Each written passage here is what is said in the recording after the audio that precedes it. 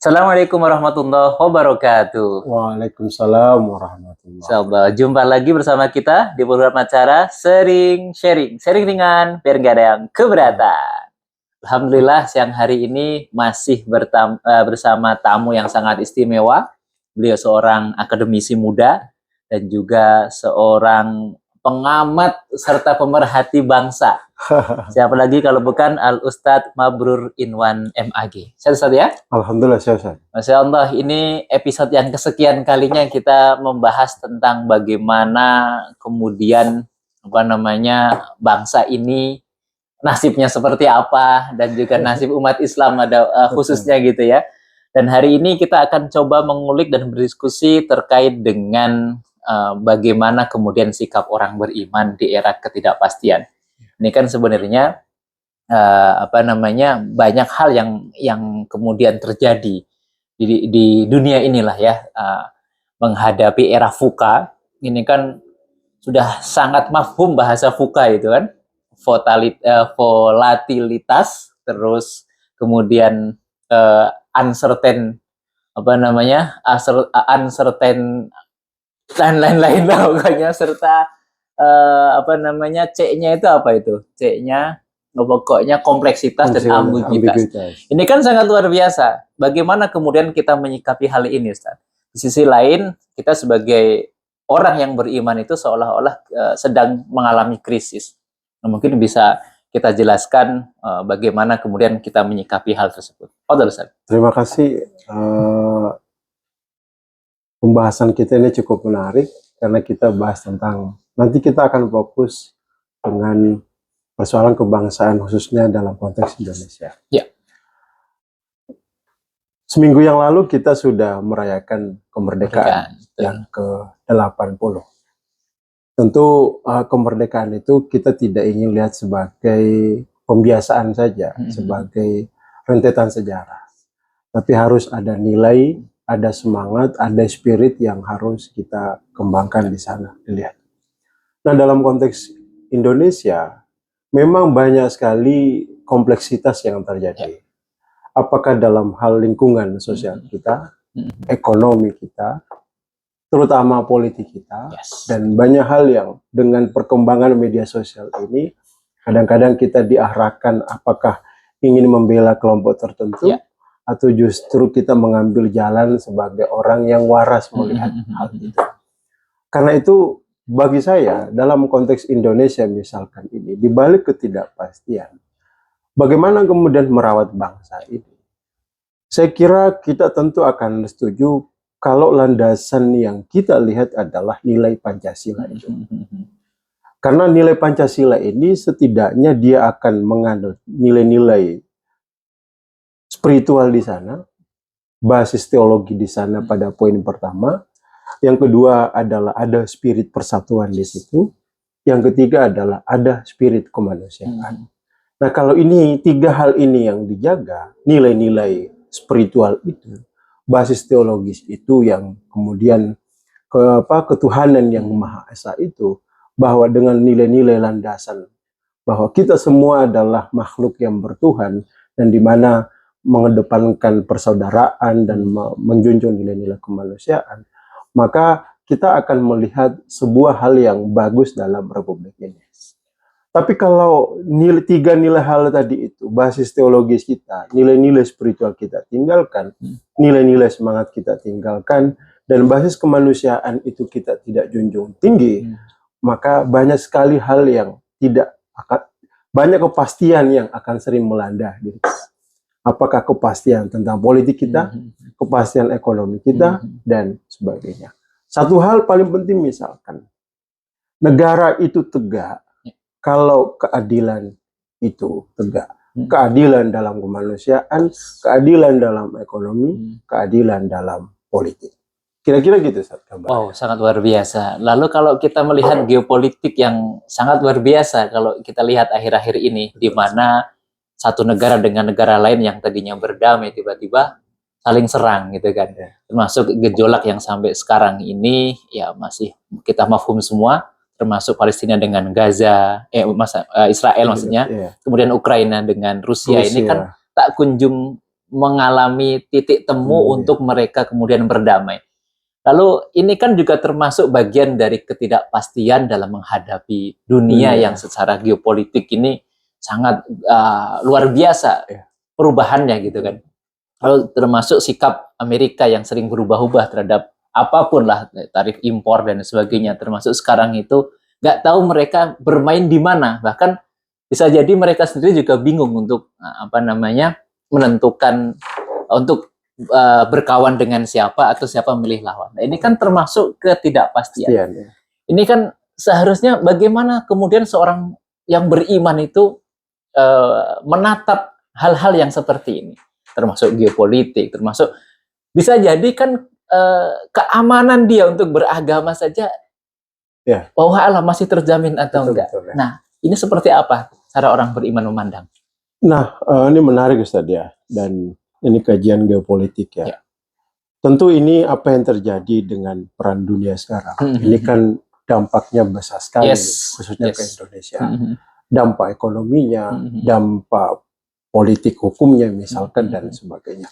Namun satu hal yang perlu kita jaga bahwa di tengah situasi itu yang perlu distabilkan di negara kita itu adalah bagaimana elit-elit politiknya itu, ya. Bagaimana elit-elit politik itu mereka yang mengambil kebijakan itu mengedepankan nilai-nilai kebangsaan itu untuk merawat keindonesiaan. Oke, bisa saja para elit itu berbeda secara garis haluan politik. Tapi kalau kemudian negara kita ikut bergejolak hanya karena kepentingan pragmatis misalkan, kepentingan elektoral misalkan, maka ini juga akan sangat berdampak terhadap perkembangan situasi keamanan di negara kita. Karena itu sebagai orang yang beriman, misalkan, satu hal yang perlu kita pastikan bahwa mencintai tanah air itu adalah bagian dari iman. Bagaimana cinta tanah air itu bagian dari iman? Ya kita akan berupaya menjaga keutuhan negara ini.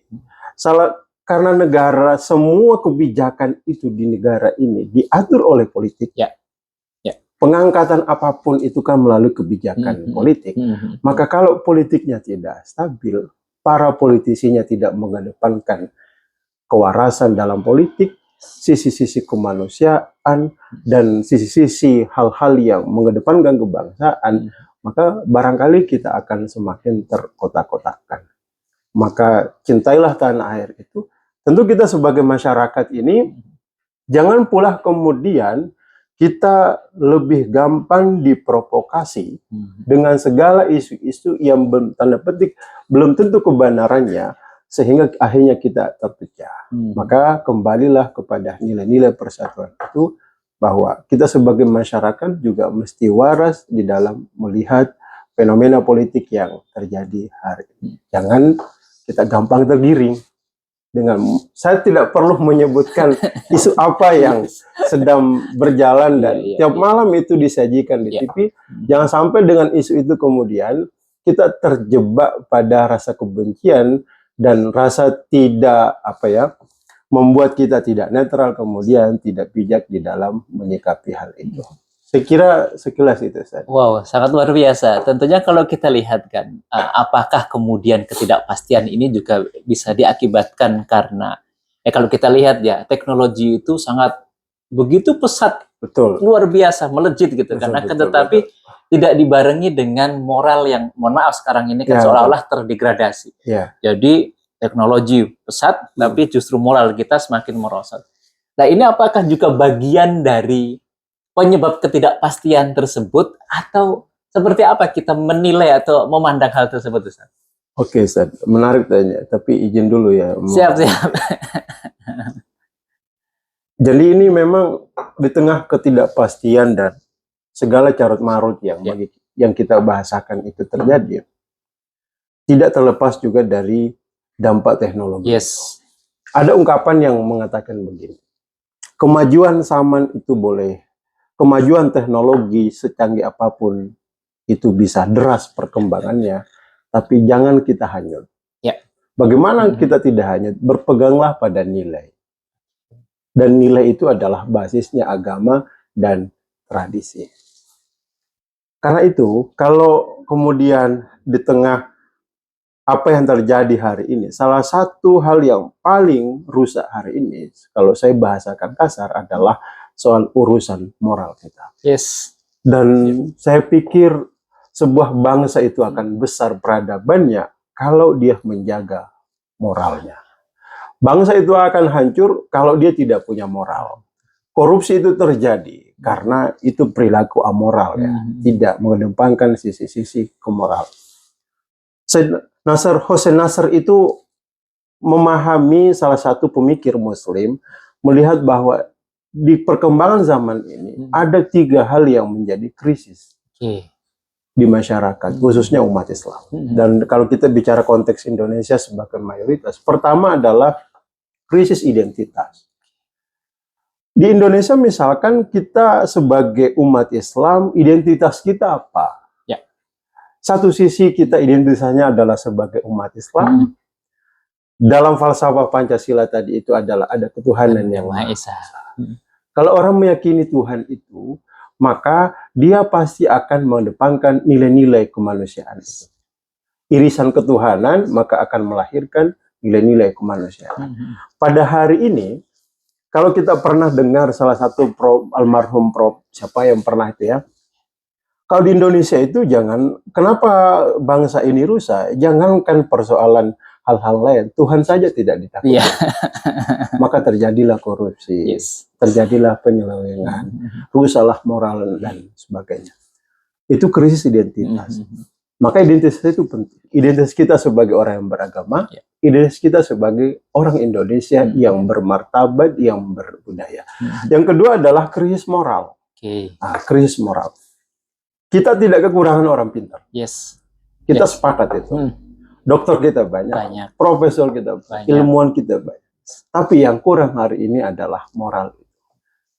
Mohon maaf ya, banyak orang yang kemudian menjadi aktivis, menjadi ilmuwan, menjadi intelektual, tapi justru tidak menjadi lentera cahaya di balik gelapnya sesuatu. Justru menggelapkan keadaan. Padahal aktivis sebenarnya, ilmuwan, itu kan lentera bangsa itu yang akan memberikan pencerahan. Lagi-lagi itu persoalan moral juga. Orang pintar kita tidak kurang, yang kurang adalah moral itu. Yang ketiga adalah krisis lingkungan. Ini yang banyak terjadi. Indonesia itu kita sadari bahwa betapa luasnya kayanya bangsa ini dengan segala sumber daya alamnya. Persoalannya, alam itu tidak hanya kita lihat sebagai sumber daya, tapi kita harus cintai dan rawat bangsa ini. Karena merawat bangsa ini, menjaga lingkungannya itu adalah bagian kesadaran diri kita bahwa kita punya identitas, kita punya moral. Jadi bangsa ini begitu besar, alamnya kita tidak hanyalah sebagai sumber daya, tapi kita juga harus rawat, kita harus kelola dengan baik. Itu mungkin yang disuarakan sekarang Kementerian Agama. Ekoteologi. Dan di sana ada prinsip nilai ketuhanan, nilai rohani, dan sisi moral untuk menjaga lingkungan. Saya pikir gitu, Ustaz. Oh, sangat luar biasa. Tentu kalau kita lihat itu kan sebenarnya balik lagi masalah moral, masalah identitas dan lingkungan itu membutuhkan peran iman. Betul. Ini bagaimana kemudian peran iman ini agar bisa mendominasi dalam hidup kita. Nah, ini seperti apa seharusnya iman ini berperan? Silahkan. Oke. Ini menarik ya. Kalau kita lihat dalam teks hadis Nabi itu ya, kalau Nabi bicara iman, itu tidak bicara soal simbol, tapi pasti bicara soal moral. Pasti bicara soal kejujuran. Pasti bicara integritas. Contoh misalkan, akmalul mu'minina imanan, orang yang paling sempurna seorang mukmin imannya itu, apa kata Nabi? Ahsanuhum khulqa, orang yang paling baik akhlaknya. Bahkan di hadis lain misalkan tidak dianggap orang beriman hingga ia mencintai saudaranya mayuhibbu li nafsi, seperti ia mencintai diri. Berarti iman itu selalu kaitannya adalah laku kita terhadap orang lain. Iman itu selalu bicara tentang integritas diri. Karena itu, kalau kita ingin bangsa ini semakin bagus sebenarnya, maka kembalikan tadi itu pada ketuhanan yang Maha Esa itu. Nilai-nilai basis keimanan itulah yang akan melahirkan sisi moral, sisi identitas kita, kecintaan kita kepada bangsa ini, merawat bangsa ini, mengedepankan moral itu. Karena begini, orang tadi itu ya, ilmuwan itu banyak. Kenapa kemudian itu banyak pelaku korup misalkan? Banyak orang yang, mohon maaf ya, saya sering bahasakan, orang intelektual itu menganut paham mazhab jilatisme. Yes. Jilatisme itu bahasa saya adalah orang yang menjadikan pandangannya bukan untuk memberikan pencerahan dan kebenaran, tapi untuk menjadi pembenaran pada kelompok tertentu atau afiliasinya. Pendapatnya menjadi pendapatan. Betul, itu benar saya. Jadi kayaknya kadang-kadang begitu. Pendapat kita agar mendapatkan pendapatan. Nah, basis iman itu, kalau iman tidak tumbuh besar, tidak tumbuh baik dalam diri seseorang, maka yakinlah moral itu tidak akan tumbuh. Makanya kenapa Nabi memerintahkan kita, jadi imanakum, perbaharui selalu imanmu bila ilaha illallah itu, bukan hanya persoalan kita percaya kepada Tuhan, tapi basis pengetahuan, keyakinan kita terhadap Tuhan itu melahirkan moral, cinta kasih, dan seterusnya. Wow, sangat luar biasa. Wah. Dan kalau kita lihat Ustaz, akhir-akhir ini kan di negara kita ini bergejolak masyarakatnya. Bahkan PBB naik dan lain sebagainya. Bahkan hari ini, kemarin tanggal 25 dan hari ini dikabarkan ada demo besar di gedung DPR.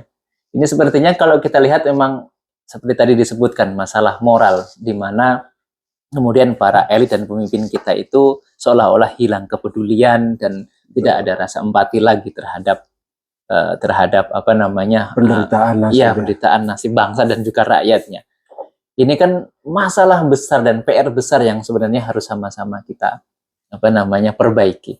Lalu sebenarnya yang ingin kami tanyakan tuh bagaimana kemudian Rasulullah dulu, kan Rasulullah kan figur pemimpin yang sangat luar biasa dalam mengatasi konflik ini, sehingga beliau tuh menjadi pemimpin yang paling sukses di dunia untuk mengelola konflik tersebut. Kan sudah sering kita dengarkan innama bu'itsu liutammima makarimal akhlaq. Yang menjadi fokus baginda Nabi kita Nabi Muhammad SAW selalu makarimal akhlaq, bahkan makarimal akhlak yang sudah bagus tapi perlu diperbagus lagi.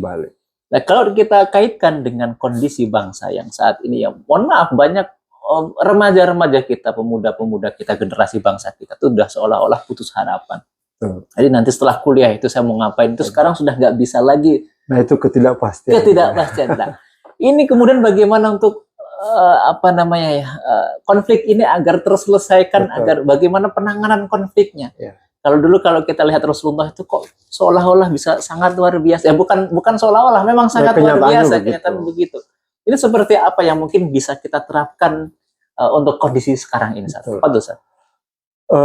Ini menarik ya. Kalau apalagi di bulan, udah masuk bulan Rabiul Awal. Maulid Nabi SAW, di mana itu menjadi sejarah teladan Nabi. Di tengah apa yang terjadi belakangan ini ya, saya pikir teladan Nabi itu selalu memang harus dihadirkan.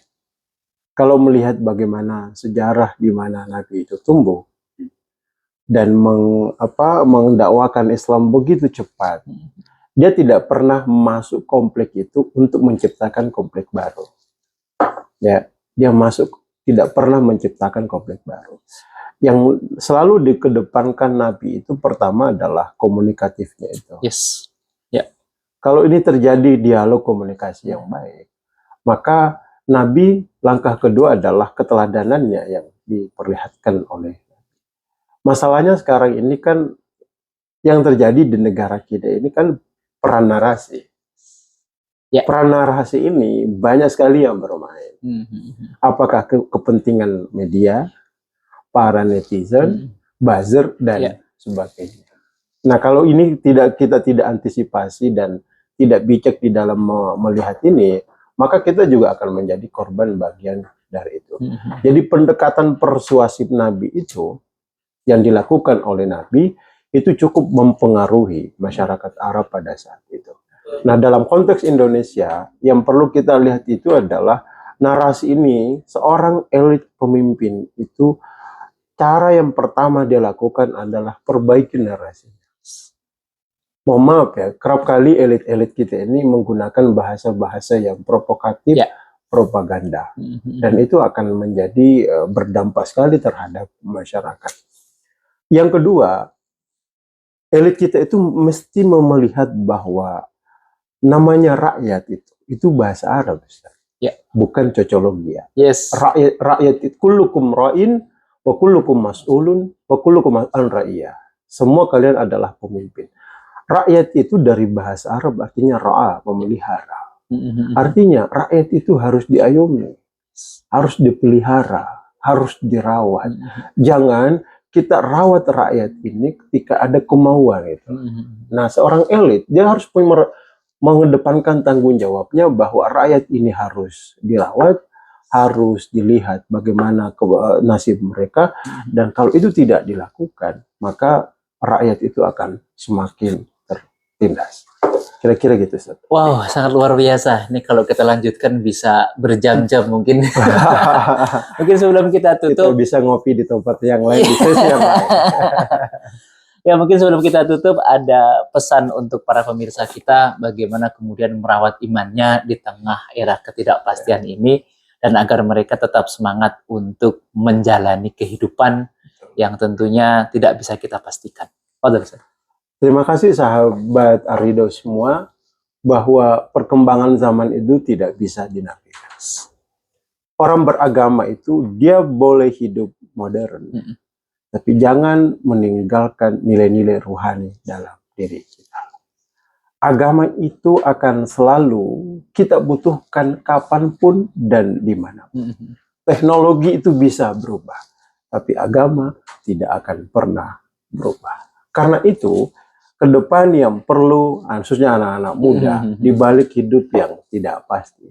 Kata Ustaz tadi itu, yang dalam hidup ini yang pasti itu cuma dua. Yes. Apa? Rezeki dan juga mati. Ya. Nah, kita cari hal-hal yang lain agar kita berupaya memastikan diri kita, nasib kita ke depan. Ya. Yang pertama adalah perbaiki kompetensi kita. Ya. Perkembangan zaman itu kita tidak dibutuhkan, mohon maaf ya, tidak akan bisa bersaing orang yang hanya mengandalkan otot. Yes. Yang kedua adalah perkuat koneksi. Kalau orang punya kemampuan dan punya jaringan, disitulah pentingnya silaturahmi, maka pintu kepastian itu semakin terbuka. Yes. Bisa saja orang punya kemampuan tapi tidak punya koneksi yang baik, kepastian itu agak tertutup. Yes. Akhirnya tidak pasti. Yeah. Dan saya kira yang ketiga, kalau orang punya kompetensi, punya koneksi yang baik, maka insya Allah takdir baik akan menyertai. berbicara. Wow. Yang terpenting perkuatlah moral, karena di balik tidak abadinya kehidupan, akhlaklah yang abadi. Terima kasih. Oh, sangat luar biasa. Mungkin kalau kita simpulkan apa yang kita diskusikan hari ini, tadi mengutip sedikit bahwa sebenarnya di dunia ini tidak ada satupun yang pasti, kecuali rezeki dan juga datangnya mati. Maka jangan hanya fokus untuk mencari rezeki dan juga menikmati rezeki, tapi carilah pula kemudian apa-apa yang bisa kita bawa mati. Dan perlu kita ingat bahwa kemarin itu pengalaman, hari ini adalah sebuah keniscayaan atau kesempatan, dan esok hari itu adalah harapan. Maka kita pergunakan pengalaman hari kemarin untuk memaksimalkan kesempatan hari ini, agar kemudian harapan-harapan di masa depan bisa segera kita wujudkan, tentunya dengan banyak kepasrahan. Masya Allah, mudah-mudahan apa yang kita sampaikan, ya, mudah-mudahan apa yang kita sampaikan hari ini senantiasa mendatangkan kebermanfaatan. Tetap pantengin terus program kita, sering sharing, sering ringan, biar nggak ada yang keberatan. Assalamualaikum warahmatullahi wabarakatuh. Waalaikumsalam warahmatullahi wabarakatuh.